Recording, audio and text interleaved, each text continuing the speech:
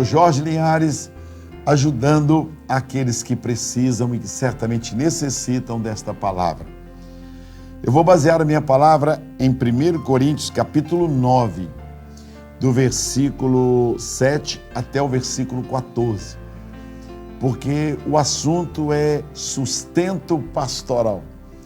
E muitas pessoas me perguntam, me pedem opinião sobre essa questão.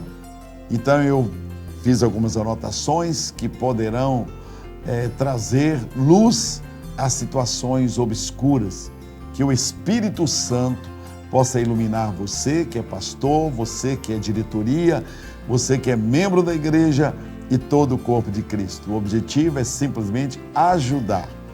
Vamos lá. Diz a palavra de Deus em 1 Coríntios 9, o verso 7. Diz assim, olha: quem jamais vai à guerra à sua própria custa?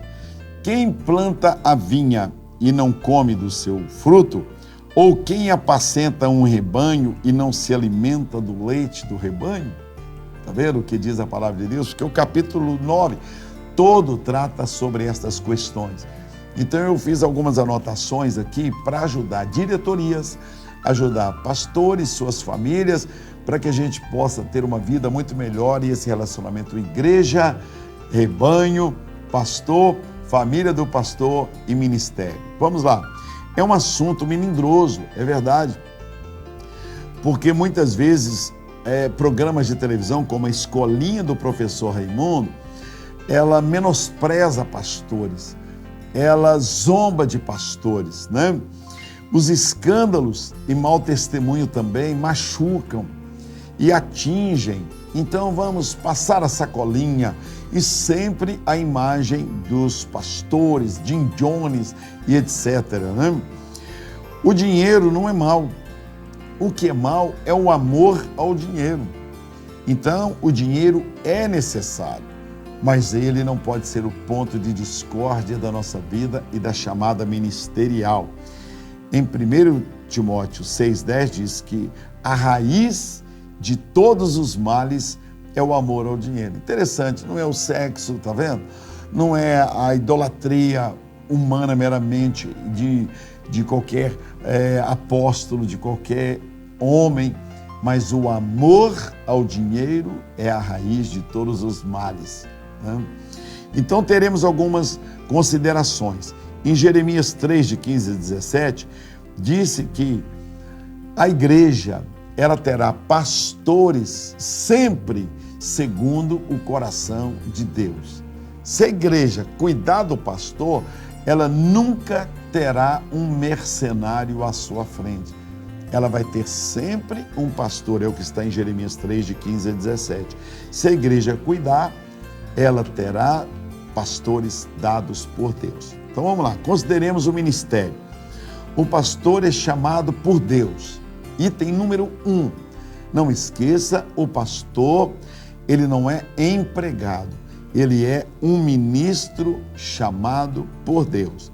Na maioria dos casos das denominações, o salário do pastor é decidido publicamente, já é uma exposição que machuca. Todos ficam sabendo o salário do pastor na maioria das igrejas.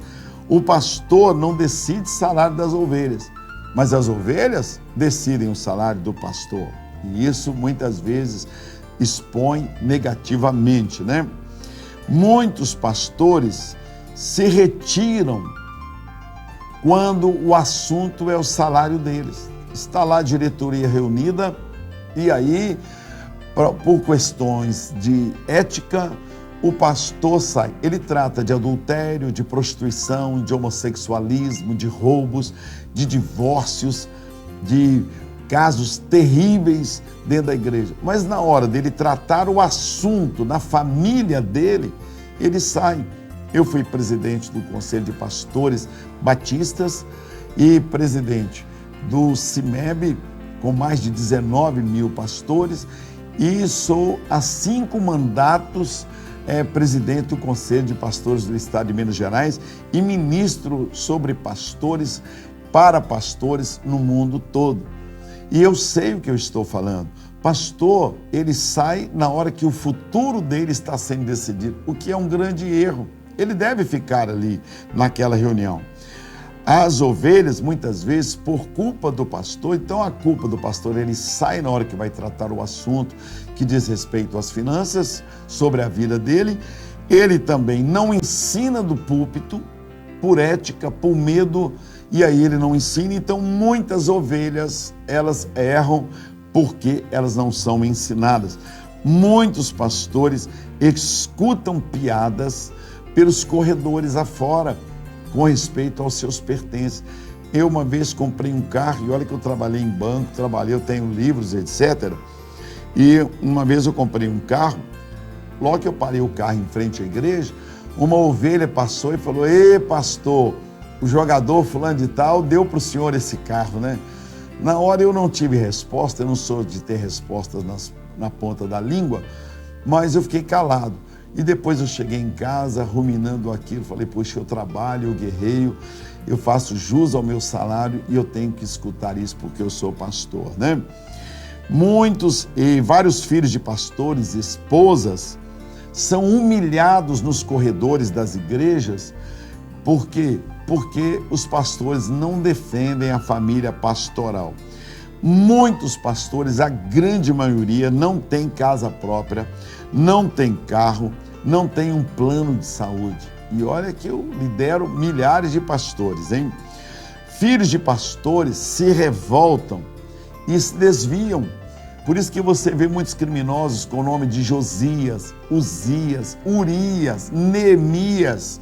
Quando você vê estes nomes aí de bandidos, de pessoas aí que estão cometendo crimes, você pode procurar saber. São filhos de crentes e, infelizmente, muitos filhos de pastores, porque eles veem os seus pais sendo maltratados e mais tarde eles se revoltam contra aquilo e acabam indo para o mundo do crime.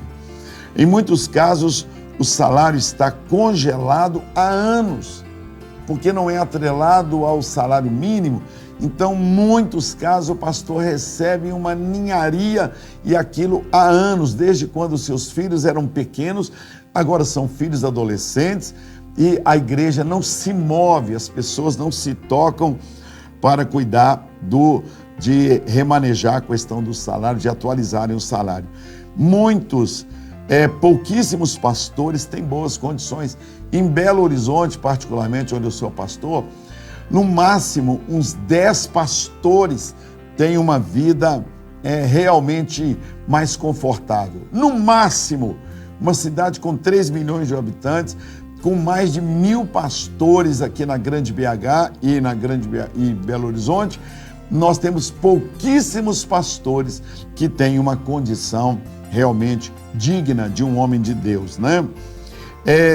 A cultura da casa no fundo da igreja, Deus usou minha vida, eu tenho sido um instrumento de Deus, é por isso que eu viajo pelo Brasil e pelo mundo, porque as igrejas constroem muitas vezes a casa pastoral e a casa no fundo da igreja. Todos os membros vão lá, abrem a geladeira, mexem na comida, vão no quarto do pastor, fazem piadas na cama do pastor, porque as pessoas intrometem e entram lá. E por isso muitos pastores não têm casa própria, porque também se acomodam e ficam por ali, né? Não podem ter festas para os filhos, porque os irmãos todos vão nas festas. Isso aconteceu com minha filha, quando numa festa, ela estava fazendo acho que 8 aninhos ou 9 aninhos, hoje, pastora Daniela, e ela falou: papai, eu não quero mais festa, porque a festa não tem criança, só tem velhos. Era o quê? Era o diácono da igreja, o presbítero da igreja, o ancião da igreja. Eu que convidava, porque se não chamasse as pessoas, elas ficavam com raiva, porque morava pertinho da igreja, né? Muitos não têm salário para comprar livros, para fazer um curso para tratamento dentário, né? Outros também, quando viajam, ficam na casa de um irmão, porque não tem uma casa de praia, não tem um apartamento. Aí o irmão, diácono, presbítero, empresta a casa e joga sempre na cara. O pastor está de férias e ele está na minha casa lá na praia, espalha para a igreja tudo. Quando viajam, ao ficarem lá, muitas vezes não tem dinheiro a não ser para um picolé. A esposa tem que estar sempre bonita, não se pergunta por quê, mas não tem dinheiro. O presente que ela ganha é um vasinho de flor. Esposa de pastor, já teve um caso de uma igreja que a esposa do pastor foi disciplinada porque seu filho estava passando mal de madrugada, o seu esposo estava viajando e o carro da igreja estava lá e ela tinha carteira de motorista e ela pegou o fusquinha da igreja, foi até o hospital porque a criança estava passando mal e no domingo ela seria disciplinada porque estava escrito que somente o pastor podia pôr a mão no carro. Eu fiquei tão indignado ao estar naquela igreja que eu fui em uma agência de carro e comprei um carro para o pastor. Falei, para nunca mais você passar essa humilhação. Filhos recebem roupas usadas, tênis usados, brinquedos usados, e os irmãos ficam falando, ah lá, eu que dei aquele vestidinho para a menina, eu que dei aquele tênis, eu que dei aquele sapato, eu que dei aquele carro. Filhos de presbíteros, diáconos, doutores, enquanto os filhos de pastor, o máximo que conseguem em escola pública é o quê? Um primeiro grau, um segundo grau. Não se tornam doutores. Por quê? Porque primeiro estudaram em escolas que não preparam para eles se tornarem doutores. E segundo, porque o pai não tem condições, filhos de presbíteros se tornam doutores, muitos presbíteros, diáconos, líderes não são dizimistas, não ofertam, não põem o nome no envelope, não declaram a sua fidelidade e cobram total fidelidade dos pastores. A igreja, muitas vezes, não vê o pastor como profeta, mas vê como empregado. Então, pastorzão, você tem que pregar, tem que ensinar a igreja. Recolhimento de INSS, plano de saúde, plano funerário, fundo de garantia, seguro para o pastor, para a esposa e para a família dele. Então chega numa hora que tem que haver uma preocupação com isso. É por isso que eu estou falando essa palavra pastoral. Estou dedicando esse tempo. Vamos lá, sugestões. Cada igreja tem a sua realidade. A cada igreja, então, também vamos pensar nisso. Depende do número de membros. Tá? É necessário ver o poder aquisitivo da igreja, ver também, analisar se o pastor tem outra renda, idade dos filhos do pastor, que mais?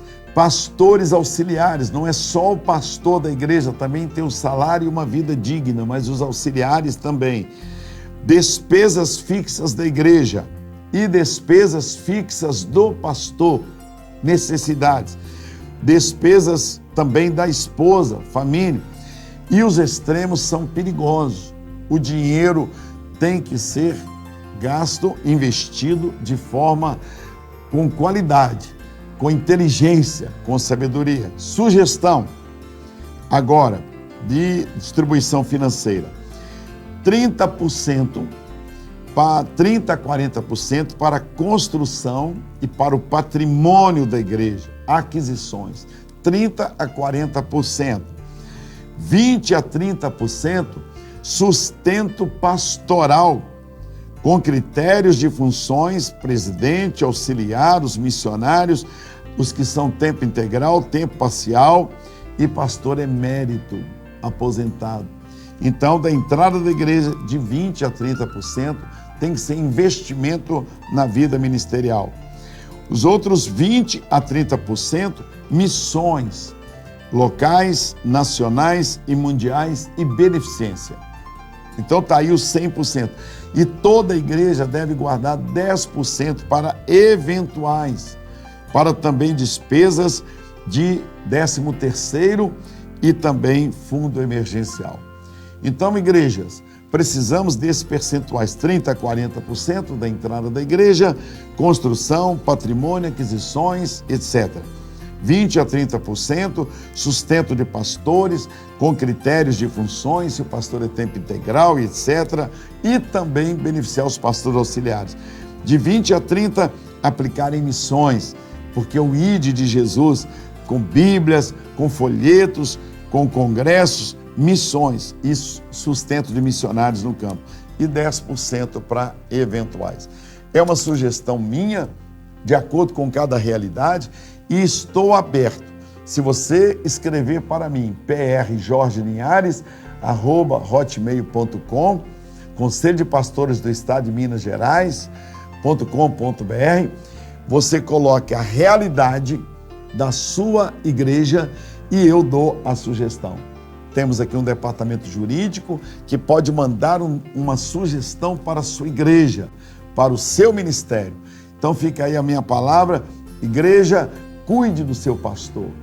Cuide, pastor, dedique-se à sua igreja, que seja uma aliança. Eu me dou e eu recebo honras. Eu honro e eu sou honrado. Que Deus te abençoe. prjorgelinhares@hotmail.com. Lembre-se do que nós lemos sobre Jeremias. Eu vos darei pastores segundo o coração de Deus. Você nunca vai ter um mercenário à frente da igreja se você, que é um presbítero, que é um diácono, que é um vice-presidente da igreja ou um grande líder, você que é empresário, se preocupar com o seu pastor. Deus abençoará você, abençoar a sua igreja, o ministério, e você será lembrado. Você nunca vai ter um homem no altar pregando miséria, pregando triste e com a sua família desviada. Para você ter uma ideia, eu encerro, eu estava realizando um sepultamento e de repente entrou um tesoureiro da igreja, eu não sabia que era o tesoureiro. Estava o corpo no caixão de um pastor que pastoreou uma igreja por mais de 30 anos. E estava ali a sua família, os filhos, todos ali adolescentes, alguns jovens, vestidos de uma forma simples, e entra um homem de terno, gritando pela porta da igreja, debruça-se em cima do caixão, em cima do corpo, e diz: pastor, me perdoe, pastor. Eu não sabia quem era, e ele gritando ali na igreja, na frente de todos, eu fui saber, era o tesoureiro. Ele estava com remorso, ele estava gritando para que todos ouvissem: quantas vezes eu te fiz chorar, quantas vezes eu pude te ajudar, quantas vezes eu pude ser uma bênção na sua vida e não foi. Que Deus guarde vocês, que você que é ovelha possa amar o seu pastor, e você que é pastor, nunca abuse da posição que Deus está te dando, porque o Senhor pedirá contas a todos nós sobre o nosso ministério.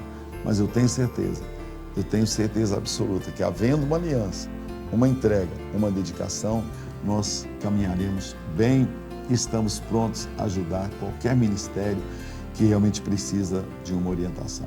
Deus te abençoe. Estamos juntos aí contra as trevas, em nome de Jesus.